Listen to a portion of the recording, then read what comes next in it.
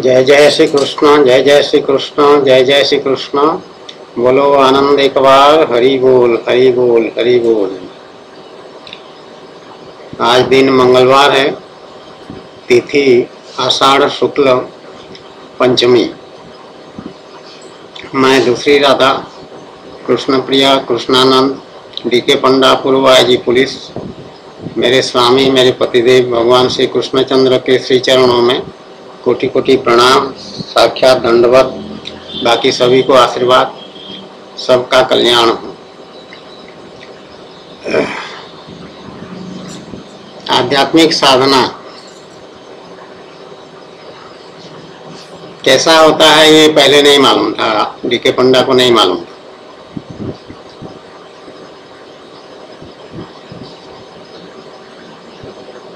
तो आईपीएस अफसर था 1971 बैच का और बड़े निष्ठावान था। तो अपने सेवा के लिए वो उत्सर्ग था उसमें, जैसे कि अपना जीवन न्यौछावर करते हैं, वो न्यौछावर कर रखा था पब्लिक सर्विस के लिए।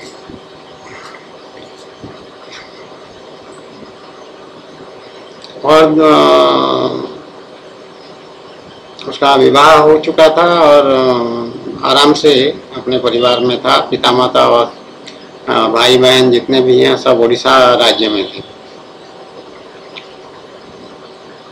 और ये परिवार के प्रति भी उधर उड़ीसा वाले पिता माता के लिए भी ध्यान रखता था, भाई बहन का भी ध्यान रखता था, और अपने छोटा सा परिवार धर्म पत्नी था उसका भी ध्यान रखता था। और अपने काम में सरकारी काम जो उसको जो भी मिलता था उसको बड़े निष्ठा से करता था।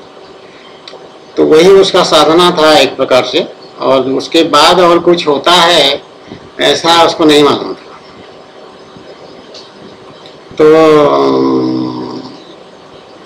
संसार में जब मनुष्य रहता है, प्रत्येक व्यक्ति का ये अनुभव है, पुरुष हो चाहे स्त्री हो, कि बाधा विघ्न आते रहते हैं।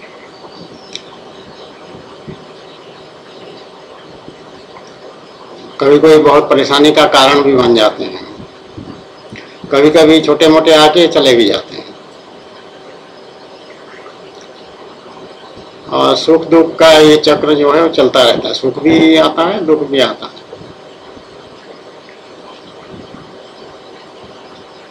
परंतु डीके पंडा के जीवन में जब आईपीएस में आ गया था, उसके बाद उसके जीवन में कोई दुख बोल के चीज का दर्शन उसको नहीं होता था। मतलब कोई दुख नहीं था, संतोषी था। तो इसलिए जितना भी वेतन मिल जाता था उसी में अपना सब कुछ कर लेता था और मजे में रहता था, बहुत खुशी से रहता था। और जितना भी आर्थिक सहायता पिता माता को भेज सकता था वो करता था, भेजता था।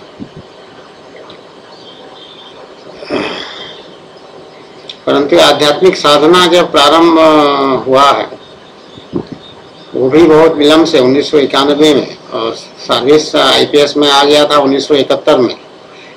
तो 20 साल बाद, 20 वर्षों के बाद आध्यात्मिक साधना, आध्यात्मिक या भगवान की तरफ उसकी दृष्टि गया है। पहले जब सर्विस में था आईपीएस में, या बचपन में भी कुछ स्कूल में कॉलेज में पढ़ता था, तो मंदिरों में जाता था, निष्ठावान था भगवान के लिए भी। और भगवान का दर्शन, भगवान हो चाहे देवी का मंदिर हो, समलेश्वरी मंदिर, शिव जी का मंदिर, बूढ़ा राजा मंदिर उसको कहते हैं संबलपुर में, झारसुगुड़ा में भी मंदिर था, हनुमान का मंदिर था, शिव जी का भी मंदिर था वहाँ। वो सब मंदिरों में, कटक में चंडी मंदिर में जाता था, सब मंदिरों में नियमित जाता था। बीच बीच नियमित मतलब हर रोज नहीं, प्रतिदिन नहीं, और महीने 2 महीने 3 महीने 4 महीने में एक बार चला जाके दर्शन कराता। उसका वो रुचि था भगवान की तरफ, उसकी बुद्धि था, हमेशा से था। और भगवत गीता तो बचपन से रखा हुआ था और उसका थोड़ा थोड़ा पढ़ता भी था भगवत गीता। आध्यात्मिक साधना जब प्रारंभ हुआ जानकारी में 1991 के बाद, तो उसमें कुछ कठिनाइयाँ हुई, कुछ बाधाएं उत्पन्न हुई, लेकिन वो भी कोई बड़े आकार के बाधा नहीं थी, मामूली। और उसमें भी बहुत उसको सुख का अनुभव होता था, आनंद मिलता था, मजा आता था आध्यात्मिक साधना करने में। और भगवान के शास्त्रों का पढ़ना और सत्संग जो प्रवचन करते हैं लोग, उन वहाँ पर जाके बैठ करके घंटों में प्रवचन सुनना, और नियमित प्रतिदिन अगर 6 दिन का भागवत कथा होगा तो 6 दिन पूरा जाएगा और पूरा निष्ठा से। उसी तरह भगवत गीता का प्रवचन जितने दिन का हो, जिस संत का भी होगा उसमें जाता था, और नियमित जाकर के पूरा जो भी पढ़ाते थे बताते थे उसको सुनता भी था, और घर में उसका अध्ययन करके उसका अर्थ को और समझने की, भगवान के तत्व को समझने की चेष्टा भी करता था। ऐसा कहा जाता है आध्यात्मिक साधना के बारे में कि जब भगवान की तरफ कोई किसी की गति होती है तो उसको जो नकारात्मक तत्व हैं सृष्टि में, चाहे वो माया कह दो, चाहे और कोई आसुरी प्रवृत्ति के कुछ तत्व हों, उनको कह लो,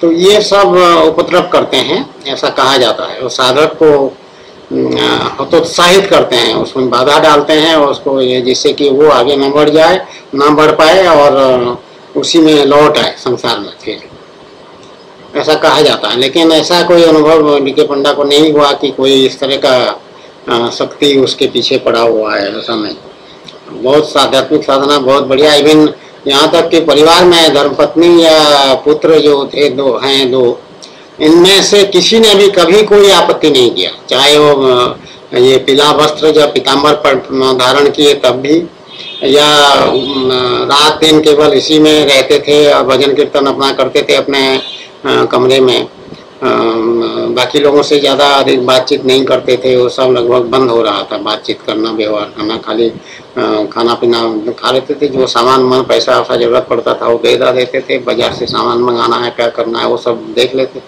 लेकिन पहले जैसे घुल मिल करके इनके साथ रहते थे, वो धीरे धीरे बंद होना शुरू हुआ। संसार से जब दूरी होगी, संसार से दूरी होने से इन लोगों से भी दूरी होती है।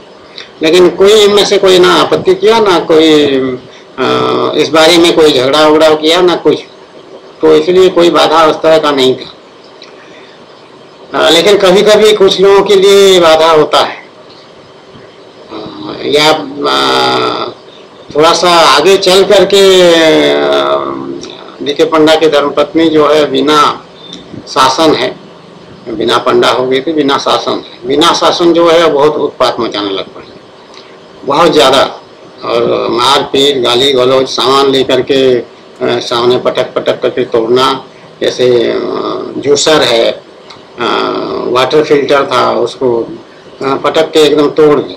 तो ये बेचारा कुछ नहीं कहता था, क्योंकि ये तो साधक था। साधक का जो लक्षण, जो गुण होना चाहिए वो उसमें था, इसलिए उसमें कोई विरोध करना या उसके साथ गाली गलौज करना या उसको मारपीट करना या उसको डांटना कुछ नहीं। उसको देखता था, सह लेता था, सहने का अभ्यास, प्रतीक्षा। परंतु संसार में भी जो लोग रहते हैं उनके लिए भी किसी किसी के हिस्से में किसी किसी व्यक्ति से, समाज के अन्य व्यक्तियों से उसको उपद्रव सहना पड़ता है। उसके सामने बहुत विकट परिस्थिति हो जाता है और लोग बहुत परेशान कर देते हैं। ऐसा संसारी मनुष्यों के सामने भी होता है। उसी तरह आध्यात्मिक साधना में जो लगा है उसके लिए ऐसा कहा जाता है कि उसके सामने भी इस तरह के आते हैं। तो डीके पंडा के सामने धर्मपत्नी का जो उपद्रव था, ये डीके पंडा को अच्छी तरह से समझ में था उस बात को कि क्या हो रहा है। तो उसको वो समझता था, उसको भगवान ऐसा बता रखे थे कि ये तुम्हारा तितिक्षा का अभ्यास चल रहा है। तितिक्षा मतलब कष्ट सहने का जो शक्ति है उसको बढ़ाना है। आध्यात्मिक साधक को ये जरूरी है कि कष्ट सहना सीखे हो, कि जरा सी परेशानी हुई और रोने चिल्लाने लगे तो साधना नहीं हो पाएगी, भगवान की प्राप्ति नहीं हो पाएगी। तो सब चीज सहना पड़ेगा, अपने को मजबूत बनाना पड़ेगा, अपने को प्रतिकूल परिस्थितियों में भी सामान्य बना करके रखना पड़ेगा। प्रतिकूल परिस्थिति गंभीर से गंभीर भी हो जाए फिर भी विचलित ना होना, ये साधक का अच्छा गुण है। तो भगवान यही चाहते थे कि चाहे धर्मपत्नी जितना भी उपद्रव करे तुम शांत रहो, उसको सह लो और अपना साधना में आगे बढ़ो। तो वही वो करता था। तो संसारी मनुष्य थोड़ा घबराता है, तो संसारी मनुष्य के लिए बहुत मुश्किल पड़ता है। जब उपद्रव होता है तो फिर वो कोई उपाय करता है कि इसको कैसे मैं निपटूं इससे, या तो पुलिस के पास जाएगा, या तो बंधु बांधवों से बात करेगा, या पास पड़ोस वालों का सहायता लेगा, या कोई दबंगे गुंडा बदमाश जो होते हैं उनसे उनका सहारा लेगा, कुछ तरीका, या कोई राजनेता होगा या कोई और जान पहचान का कोई मिल जाए तो उनका सहारा लेकर के उस आदमी से निपटने का चेष्टा करता है। और कुछ ऐसे होते हैं जो थोड़ा सात्विक स्वभाव के होंगे, वो बेचारे उसको सह भी लेते हैं। उपद्रव अगर कोई कर रहा है तो सह भी लेते हैं। तो इस बारे में भगवान क्या कहते हैं वो बहुत महत्वपूर्ण है। इस बारे में भी भगवान कुछ ना कुछ, सनातन धर्म में जो हमारा शास्त्र हैं, आध्यात्मिक या धार्मिक शास्त्र हैं, वो सारे परिस्थितियों से निपटने का उपाय बता रखे। ऐसा नहीं कि तुमको उसमें कुछ मिलेगा नहीं। महाभारत के बारे में तो कहा गया है कि जहाँ नहीं भारते तहाँ नहीं भारते। ये उड़िया की बात, उड़िया में ऐसा कहते हैं, जहाँ नहीं भारते तहाँ नहीं भारते। तो पहला भारते का मतलब महाभारत में, महाभारत में जो नहीं है वो भारत में नहीं हो सकता है, मतलब पूरे दुनिया में नहीं होगा। मतलब महाभारत में सब कुछ है, महाभारत ग्रंथ में सब कुछ है। तो हिंदी में भी कुछ इस तरह का है, लिखा हुआ है कि महाभारत में जो सारी बातें हैं, जीवन के जितने भी पहलू हैं सबके बारे में है, और जो महाभारत में नहीं है वो दुनिया में कहीं नहीं मिलेगा। या दुनिया में ऐसा कोई चीज नहीं है या ऐसा कोई चीज है जो महाभारत में नहीं है, ऐसा नहीं हो सकता है। दुनिया में जो भी बातें हैं महाभारत में वो सब बातें हैं। हम भगवान पढ़ाए हैं ना, महाभारत पढ़ाए हैं पूरा, तो इसलिए महाभारत का भी अच्छी खासी जानकारी है और उसके नोट्स बना रखे हैं बहुत सारे, जो काम की बातें हैं बहुत सारे लिखे हुए हैं। तो भगवान क्या कहते हैं, भगवान इस बारे में भागवत महापुराण में 11 स्कंद के 22वें अध्याय में ये कह रहे हैं, श्लोक संख्या 57 उद्धव को भगवान कह रहे हैं। ये 11 स्कंद में जो भगवान के उपदेश हैं वो अधिकतर आध्यात्मिक विद्या के जो तत्व ज्ञान है, जो गूढ़ रहस्यपूर्ण ज्ञान है, उस ज्ञान की उसमें उपदेश है भगवान का। तो इसलिए बहुत महत्वपूर्ण है, इसमें सारे नियम मिल जाएंगे। ज्ञान अधिकतर नियम में चलता है। तो इसमें 11 स्कंद 22वें अध्याय के श्लोक संख्या 57 इसमें कह रहे हैं कि असाधु पुरुष गर्दन पकड़कर बाहर निकाल दे। ये कैसे कैसे उपद्रव होते हैं वो सब बताएं। उसके बाद वाणी द्वारा अपमान करे, उपहास करे, निंदा करे, मारे पीटे, बांधे, आजीविका छीन ले, ऊपर थूक दे, मुद दे, अथवा तरह तरह से विचलित करे, निष्ठा से डिगाने की चेष्टा करे, उनके किसी भी उपद्रव से क्षुब्ध न होना चाहिए, क्योंकि वे तो बेचारे अज्ञानी हैं, उन्हें परमार्थ का तो पता ही नहीं है। अतः जो अपने कल्याण का इच्छुक है उसे सभी कठिनाइयों से अपनी विवेक बुद्धि द्वारा ही, किसी बाह्य साधन से नहीं, अपने को बचा लेना चाहिए। वस्तुतः आत्मदृष्टि से ही समस्त विपत्तियों से बचने का एकमात्र साधन है। आत्मदृष्टि ही समस्त विपत्तियों से बचने का एकमात्र साधन है। ये 57 और 58 दो श्लोकों का हिंदी रूपांतरण है, भावार्थ है। तो इतने प्रकार के उपद्रव भगवान उसका वर्णन किए। और इसमें सबसे भयंकर है आजीविका छीन ले। ऐसा भी लोग हैं कि तुम्हारे जो साधन है, तुम्हारा कोई छोटा मोटा बिजनेस कर रहे हो या कोई नौकरी कर रहे हो, कुछ करो, वो ऐसा आक्रमण करेगा तुम्हारे ऊपर कि तुम्हारा वो नौकरी ही छूट जाएगी या तुम्हारा बिजनेस चौपट हो जाएगा और तुम बर्बाद हो जाओगे, सड़क पे आ जाओगे। इसको कहते हैं कि सड़क में आ गया। तो ऐसा भी करने वाले लोग हैं विपक्षी लोग। इसमें मजे की बात है, तत्व की बात ये है, भगवान ये तो एक लिमिटेड दायरे की बात की है, लेकिन ये सब जो उपद्रव करने वाले हैं और तुम्हारे साथ करते हैं वो बिना कारण के नहीं होता है। ये भी समझने वाली बात है। वो हिस्सा इसमें नहीं है, क्योंकि वो भगवत गीता में भगवान अलग से बताए कि कोई भी घटना या दुर्घटना तुम्हारे साथ जो होता है वो बिना कारण नहीं है। तुमको वो घटना तुम्हारे साथ होना ही है, भगवान का विधान है, इसलिए वो हो रहा है। जैसे तुम्हारा आजीविका छीन लेने वाली बात है, तो वो कोई भी तुमको जो चीज मिली हुई है वो कोई दूसरा छीन तब तक नहीं सकता है जब तक कि उसमें भगवान की इच्छा ना हो, भगवान की आज्ञा ना हो, भगवान की अनुमति ना हो। तुमसे कोई चीज, वस्तु या आजीविका या जो भी है वो तभी छीन सकता है जब उसमें भगवान का विधान है। अन्यथा तुमसे कोई भी चीज जो तुम्हारा है कोई छीन नहीं सकता, कभी भी नहीं ले सकता। और जो तुमको, तुम्हारे पास जो चीज नहीं है वो तुम लाख चेष्टा कर लो, वो तुम्हारे पास आना ही नहीं है तो नहीं आएगा, कभी नहीं आएगा। अगर आना है तो आ जाएगा, तुम्हारे चेष्टा करने पर थोड़े से आ जाएगा। लेकिन अगर आना नहीं है, भगवान का ऐसा इच्छा है तो नहीं आएगा। इसलिए प्राप्ति और अप्राप्ति में हमेशा शांत रहना चाहिए, उसमें दुखी नहीं होना चाहिए। कि मैं कितना कोशिश किया प्लॉट खरीद लूँ लखनऊ में मकान बनाने के लिए, लेकिन नहीं खरीद पाए, मेरा सारा सर्विस चला गया। तो लखनऊ में तुम्हारा प्लॉट खरीदना है ही नहीं, व्यवस्था ही नहीं, तुम्हारा वहाँ दाना पानी है, वहाँ रहना ही है ही नहीं, भगवान का विधान नहीं है वहाँ रहने का। अगर होता तो बहुत सारे लोग प्लॉट खरीद के रह रहे हैं, मकान बना के, तुम भी रह लेते वहाँ, हो जाता। लेकिन तुम्हारा क्योंकि होना नहीं है वहाँ, इसलिए नहीं हुआ। तो इसको समझना बहुत आवश्यक है। एक और बात इसमें, जैसे आजीविका छीनने वाली बात इसमें कहा, एक और नियम है आध्यात्मिक विद्या में हमारा कि अगर तुम किसी का आजीविका छीन लोगे तो उसमें वो बहुत बड़ा पाप कर्म है, तो उसका परिणाम जो है तुम्हारे लिए बहुत बुरा होगा, भगवान दंड देंगे तुम। तो इसलिए किसी का आजीविका छीनना को बहुत बड़ा अपराध माना गया।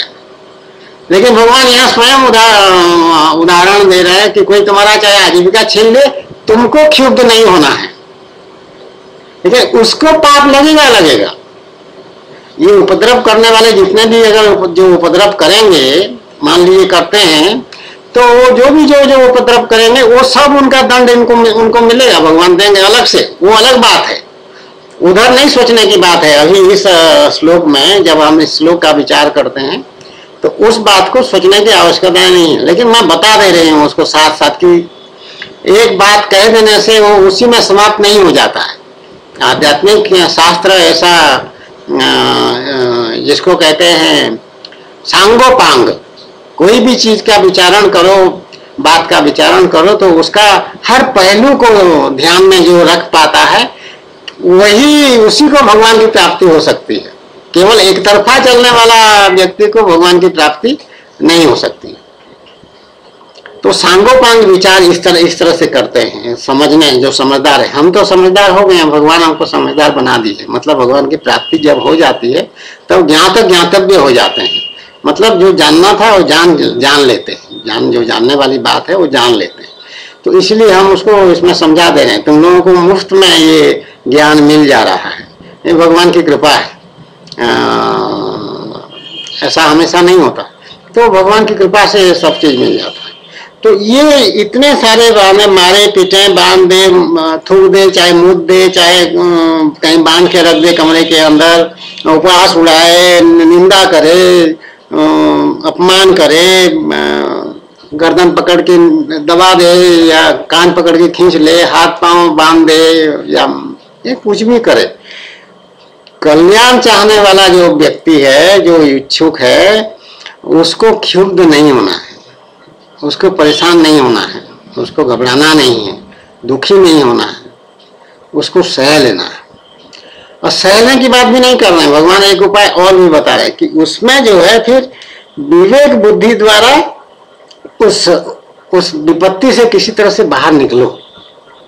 ऐसे कुछ विवेक बुद्धि जो भगवान दिए हैं तुम्हारे पास है, वो उससे सोचो कि ये तो है शुरू कर दिया है, अब मुझे बांध के ये कमरे में बंद कर देगा तो फिर क्या होगा, मैं कैसे इससे निकलूं। तो बुद्धि और विवेक का प्रयोग करो और कोई तिक्रम कोई तरीका निकाल करके उसके चुंगल से किसी प्रकार से बाहर निकल के चले जाओ। उसके साथ मारपीट करने की जरूरत नहीं है, पुलिस बुलाने की जरूरत नहीं है, किसी पास पड़ोस को बुलाने की जरूरत नहीं है, कोई पंचायत बिठाने की जरूरत नहीं है, बाहरी साधन कोई किसी कुछ भी करने की जरूरत नहीं है। वो साफ मना किए हैं, किसी बाह्य साधन से नहीं, ये बाहरी साधन है। अपने बुद्धि विवेक से किसी कोई उपाय करो, या तो कुछ उसको कुछ मीठी मीठी बातें सुना करके उसको प्रभावित करो, या और कुछ तरीका निकालो, या कोई और उपाय करके जब वो उसको कहो कि मैं वहां से आ रहा हूँ, थोड़ा सा ऐसा कह के वहां से कुछ करो, कोई उपाय करो, बुद्धि से विवेक से काम लो और उससे बचने की चेष्टा करो। इतना छूट भगवान दिए हैं, अपने को बचा लेना चाहिए। महाभारत में एक नियम और है, उसमें कह रहे हैं कि कोई तुम्हारा जीवन लेना चाहता है, यहाँ तो उपद्रव की बात है, तुमको तब परेशान करने तंग करने वाली बात है, लेकिन तुमको कोई मार डालना चाहता है तो उसमें तुमको हर संभव प्रयास करना है अपने जीवन की रक्षा करने के लिए। ये तुमको एक अधिकार भगवान दे रखे। कोई मारना चाहता है तुमको तो तुमको अपने को बचाने का तुमको पूरा उपाय करना चाहिए। उसमें कुछ भी कर सकते हो, तुम पुलिस बुला सकते हो, पास पड़ोस वालों को बुला सकते हो, चिल्ला सकते हो, झूठ बोल सकते हो, चुपके से खिसक सकते हो, या उसको मार सकते हो। मार मतलब जान से नहीं मारना, उसको मारपीट करके उसका विरोध करके उसको बांध सकते हो, वो सब काम कर सकते हो। कोई भी उपाय तुम करो वो जायज है, वो ठीक है, अपने जीवन को रक्षा करने के लिए। इस तरह के बहुत सारे जगह पे अलग अलग नियम सब दे रखे।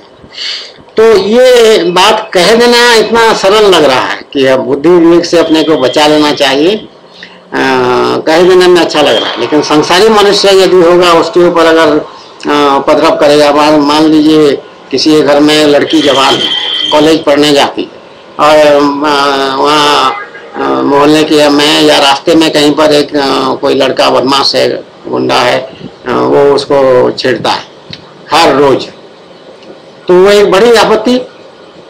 वो लड़की एक दिन सही, दूसरे दिन सही, तीसरे दिन सही, कितने दिन सही, घर में बताई तो घर में माता पिता परेशान होंगे। फिर बाप जो है उसका जाएगा वहाँ, पूछताछ करेगा कौन है, लड़की के साथ जाएगा। तो वो छेड़ने वाला इतना दबंग है कि वो मानने को तैयार नहीं है, वो मारपीट करने के लिए तैयार है, जान के मान के धमकी दे देता है। तो इस तरह से फिर हर रोज ये तो देख नहीं पाएगा, इस तरह का एक झमेला हो जाता है, बहुत बड़ा सरदर्द हो जाता है। तो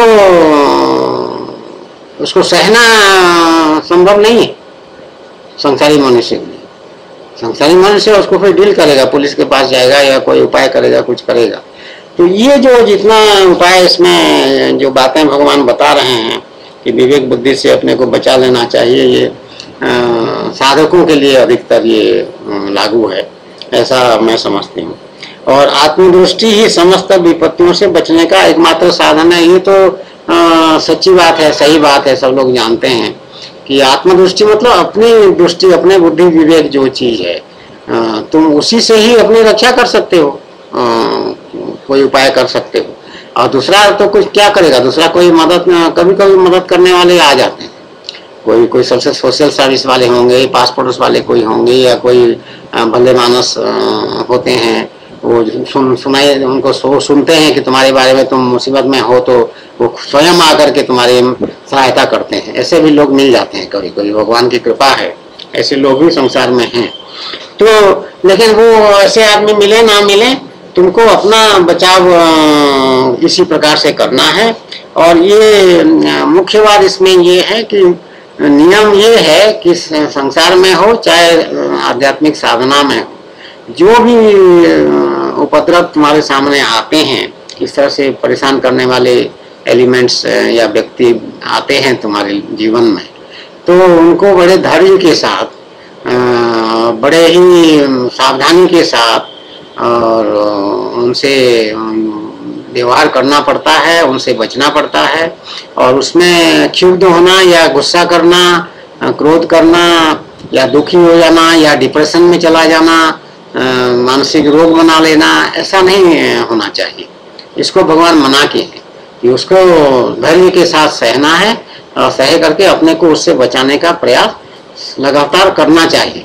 लेकिन वायलेंट होना या मारपीट करना, हिंसा करना, इसका भगवान आज्ञा नहीं दे रहे हैं। उद्धव को ये कह रहे हैं कि तुमको ऐसा करना चाहिए, उद्धव के लिए बातें कह रहे हैं।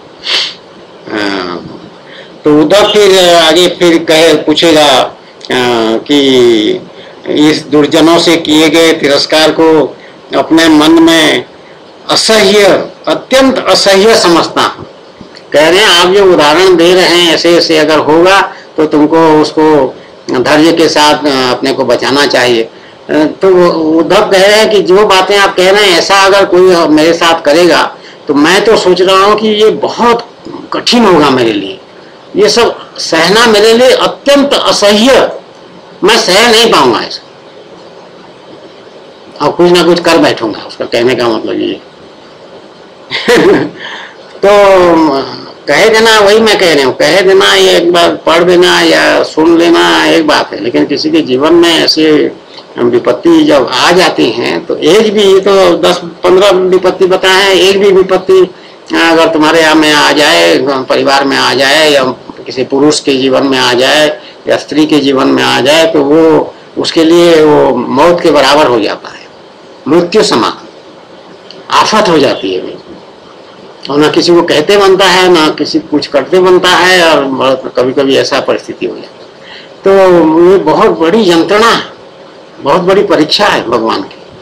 तो लेकिन संसार में तो संसारी मनुष्य के लिए निश्चित रूप से बहुत बड़ा कष्ट है, लेकिन आध्यात्मिक साधना में जो लगे हुए थे बीके पंडा, तो उसमें भगवान सब संभाल लेते हैं, क्योंकि उसकी शरणागति या समर्पण भगवान के लिए साधक का जब पूरा हो जाता है, अपना बल बुद्धि का कोई अहंकार उसमें नहीं बचता है, तो भगवान उसका फिर संभालते हैं। ये एक आश्चर्यजनक अनुभव साधना में हुआ है, और निश्चित रूप से हुआ है, इसलिए उस बात को कहा जा रहा है। जो भी विपत्ति थोड़ा मोड़ा उसके जीवन में, बहुत बड़ी विपत्ति कुछ हुआ नहीं है, लेकिन जो भी थोड़ा बहुत हुआ वो सब भगवान आगे बढ़ करके भगवान उसको शक्ति दे देंगे सहने के लिए, और उस विपत्ति को भी वो उससे छुटकारा दिलवा देंगे, उसको सह लेंगे। भगवान उसका उपाय निकाल देंगे और इसमें सहने की शक्ति आ जाएगी। तो परेशानी की बात ही नहीं है, वो आनंद में रहेगा।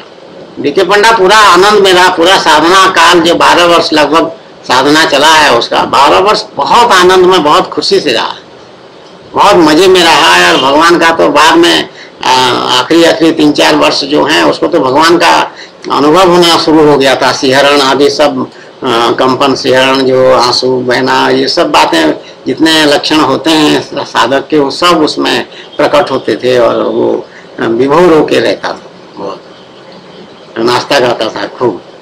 तो नियम क्या हुआ?